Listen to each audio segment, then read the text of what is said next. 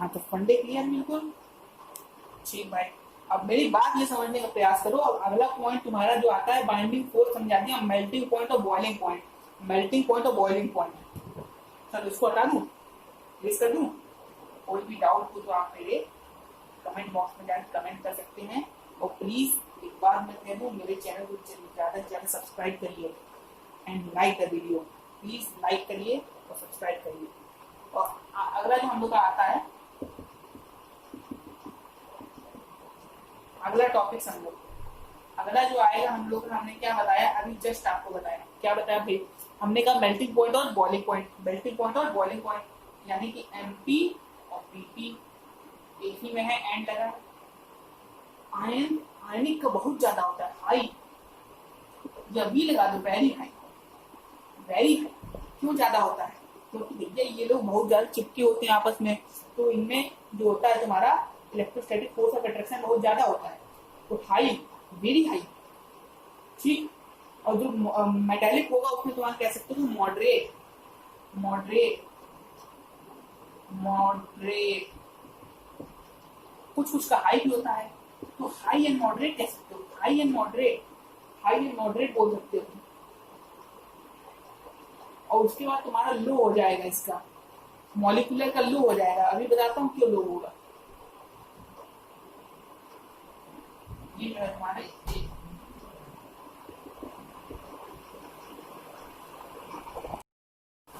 ये बात बिल्कुल क्लियर हो गई है, क्लियर एंड कट है ये बात। अब मैं तुमको क्या बताने जा रहा हूँ, इलेक्ट्रिकल कंडक्टिविटी। पहले देख लो, जैसे सामने बोर्ड पे तुमको दिख रहा है मेल्टिंग पॉइंट, बॉइलिंग पॉइंट मैंने तुमको बताए हैं। आयनिक क्रिस्टल के हाई होते हैं, मेटेलिक के हाई एंड मॉडरेट हैं, और मॉलिक्यूल्स के जो होंगे हमारे लो होंगे। और आइए पहले समझा देता हूँ, उसके बाद हम लोग आगे कॉन्सेप्ट देखते हैं। आइए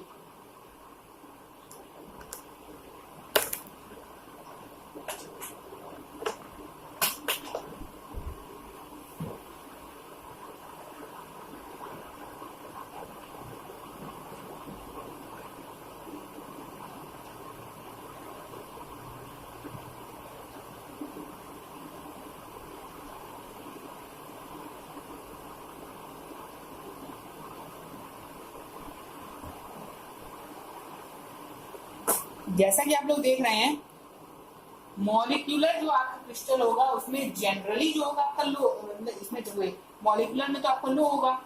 कोवैलेंट पे एक्सेप्शनल केस है जिसमें आपका जनरली हाई होता है, लेकिन ग्राफाइट हर जगह टांग अड़ाता है कुछ भी हो। तो ये जो होगा आपका लो होगा इसका, ठीक, मेल्टिंग पॉइंट। अब इसके बाद बात आती है इलेक्ट्रिकल कंडक्टिविटी की। इलेक्ट्रिकल कंडक्टिविटी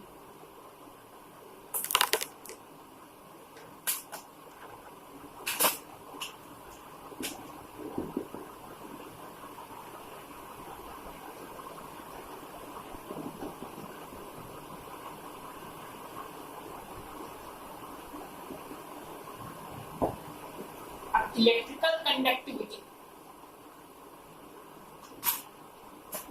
आप समझो। इलेक्ट्रिकल कंडक्टिविटी समझो। इलेक्ट्रिकल कंडक्टिविटी का कॉन्सेप्ट ये है कि ये तुम्हारा जो होगा, जैसे कि हम लोग आयनिक क्रिस्टल को जानते हैं, ये तुम्हारा सॉलिड सॉलिड सॉलिड स्टेट में नॉन कंडक्टर होते हैं, नॉन कंडक्टर। वाइल करके लिख लेना, while conductor, conductor in aqueous, aqueous और एक्वस सॉल्यूशन बोल देते हैं, या फिर हम लोग इसको बोल सकते हैं लिक्विड में, या फिर एक्वस सॉल्यूशन रखो ज्यादा बढ़ना, मतलब एक्वस सॉल्यूशन में जो है कुल मिला के ये जो होंगे तुम्हारी, जैसे ये है NaCl। इसको जब तुम पानी में डालोगे तो ये कंडक्टर हो जाएगा, आयंस टूट जाएंगे ना, आयंस आयंस, ये Na+ हो जाएगा, Cl-, इसमें टूट गया Na+ Cl-, ये देखो Na+ Cl- टूट गया। और वाटर का मॉलिक्यूल होगा इसके अंदर, वाटर का मोलर मॉलिक्यूल होता है। अभी समझाएंगे आगे सबके। अब बात आती है भाई तुम्हारी मेटेलिक क्रिस्टल की। Metallic crystal good conductor of electricity, metallic crystal, good conductor, AlCu, Ag, you know that. Good conductor of electricity. Good conductor of electricity. Good conductor of electricity. Okay. And non-conductor, molecular non-conductor. And you know the examples: glucose, urea. Urea. And first of all, non-conductor.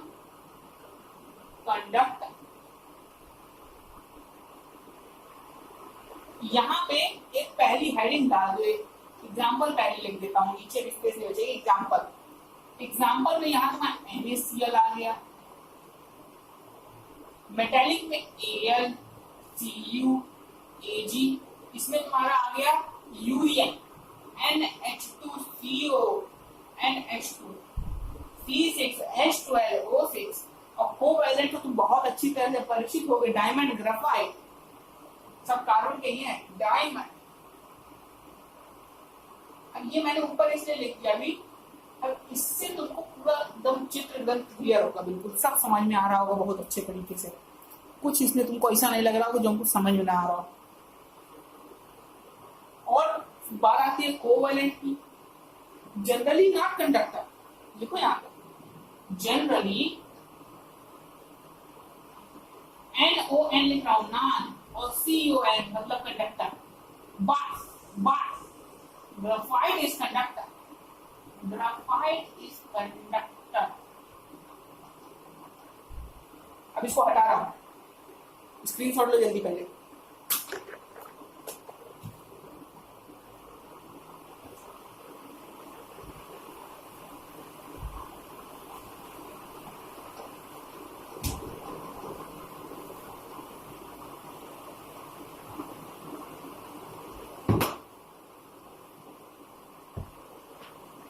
अगला point जो हम लोग का आता है solubility in polar, solubility in polar solvent, और फिर hardness, फिर डेंसिटी।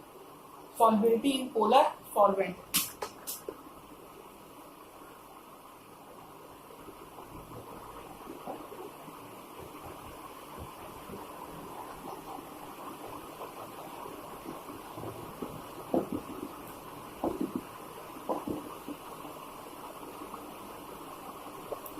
अभी मैंने तुमको एक स्ट्रक्चर यहाँ बनाया था, ये देखो, इसमें NaCl डाल दिया पानी में, ये Na प्लस और Cl माइनस अलग हो गया, मतलब they are soluble in polar solvent like H2O or some other else। तो soluble लिखो यहाँ, soluble, that's यहाँ ये लोग, इन लोगों को मतलब नहीं, they may be soluble or they not may be soluble। लिखो may be or may not be soluble or partially soluble। partially soluble मतलब जैसे HCl जब टूटता है तुम जानते हो H डेल्टा प्लस और Cl डेल्टा माइनस, ये पार्शियल का साइन होता है, ठीक। जनरली इनसॉल्युबल, इसमें लिखो generally insoluble, generally insoluble.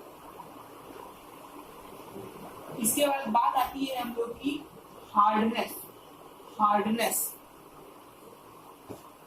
NaCl की एक कैरेक्टरिस्टिक तुम जानते हो, बहुत अच्छी है, बहुत हार्ड होता है और ब्रिटाइल होता है। और तुम्हारा यहाँ लिख देता हूँ पहले hardness, hardness, hard and brittle, hard और ब्रिटाइल होता है। और तुम जानते हो जो तुम्हारा मेटालिक होता है वो हार्ड एंड मॉडरेट होता है, यानी कि सॉफ्ट, बोलो सॉफ्ट, सॉफ्ट। और ये तो बहुत अच्छी तरह से जानते हो कि मॉलिक्यूल सॉफ्ट होते हैं, ये तो सॉफ्ट होंगे, और ये जो होंगे सॉफ्ट एक्सेप्ट, फिर आया ग्रेफाइट, ग्रेफाइट, ग्रेफाइट की,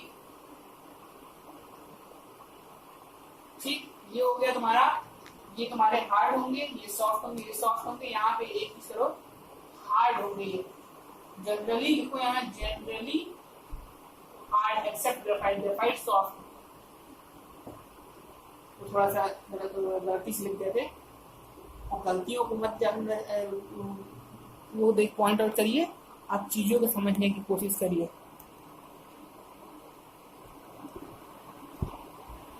अब अगला जो पॉइंट आता है हम लोगों का मेन पॉइंट जो है, वो सारे खत्म हो चुके हैं।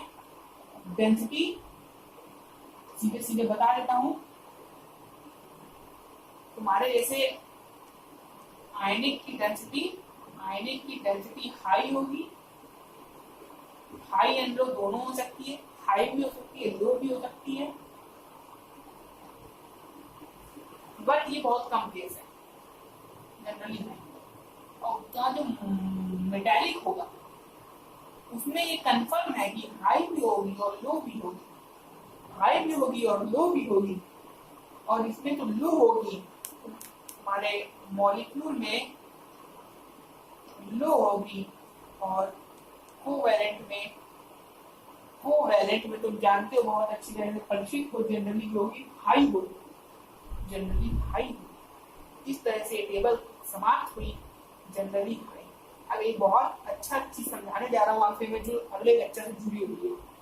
आइए समझने की कोशिश करते हैं थोड़ी सी। चलिए स्टूडेंट्स, अब जो नेक्स्ट कॉन्सेप्ट है वो है, ये देखिए, ये आपको क्यूब दिखा रहा हूँ, जानते हो 70 रुपए का क्यूब खरीद के लाया हूँ, 70 रुपीज।